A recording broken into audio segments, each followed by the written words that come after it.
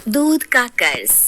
बंटू एक गरीब परिवार का लड़का होता है, जहां 2 वक्त के खाने और बंटू की स्कूल की फीस दोनों के लिए ही पैसे की कमी होती है। और बंटू के इंटर एग्जाम्स भी नजदीक होते हैं, इसलिए वो खुद अपनी पढ़ाई की खातिर घर घर जाकर सामान बेचना शुरू कर देता है। एक सुबह बंटू थैले में सामान भर के घर से निकलने को तैयार होता है। माँ, खाने के लिए कुछ है?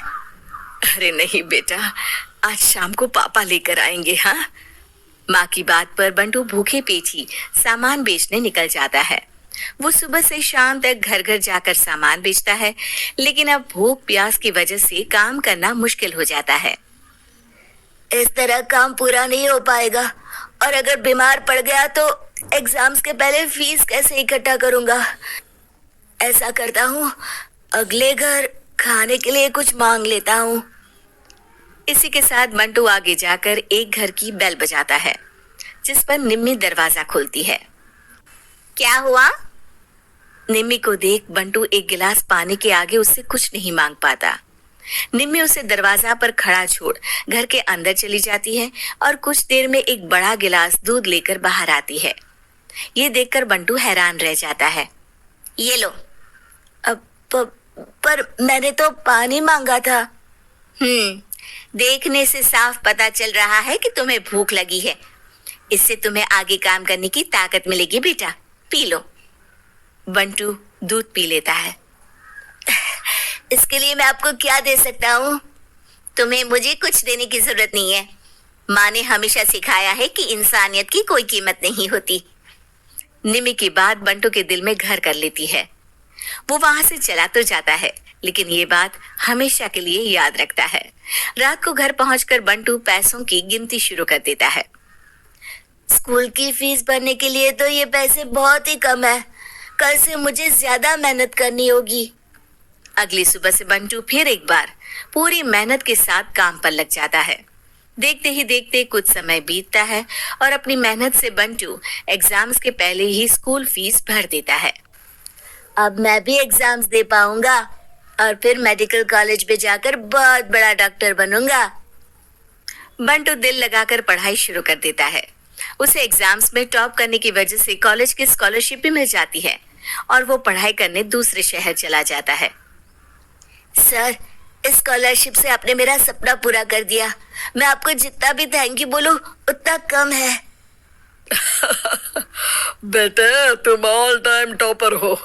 तुम जैसे ब्राइट स्टूडेंट को अपने कॉलेज में एडमिशन देना हमारे लिए प्राउड की बात है। हमें पूरा भरोसा है कि एक दिन तुम अपने नाम के साथ साथ इस कॉलेज का नाम भी बहुत रोशन करोगे। इसी तरह 15 साल बीत जाते हैं और बंटू अपने शहर का मशहूर डॉक्टर बन चुका होता है।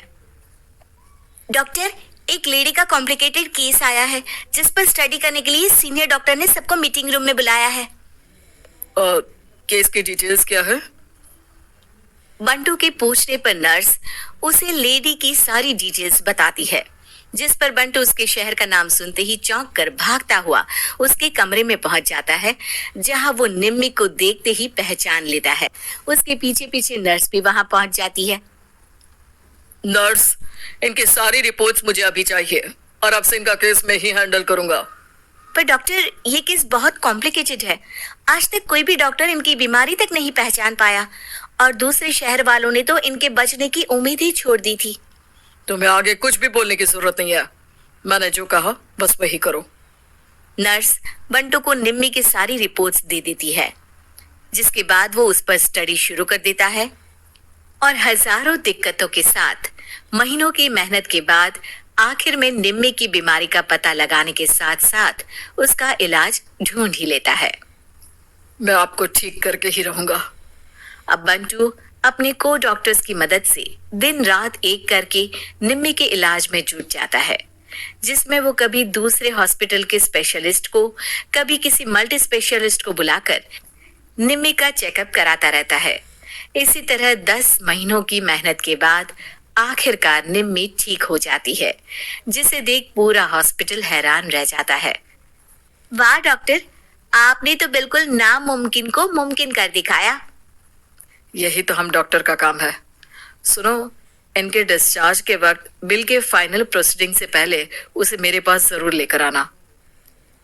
कुछ ही हफ्तों में निम्मी के डिस्चार्ज होने का वक्त भी आ जाता है। निम्मी नर्स से बिल के बारे में पूछती है।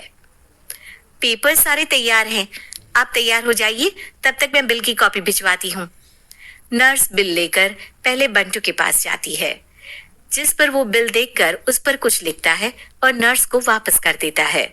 नर्स उसे निम्मी के पास भेज देती है और बिल हाथ में आते ही निम्मी उसे देखने से पहले ही परेशान हो जाती है।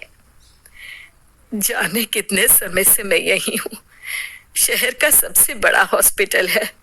बिल तो बहुत लंबा चौड़ा बन गया होगा, जिसे भरने में मेरी बची कुची पूरी जिंदगी बीत जाएगी।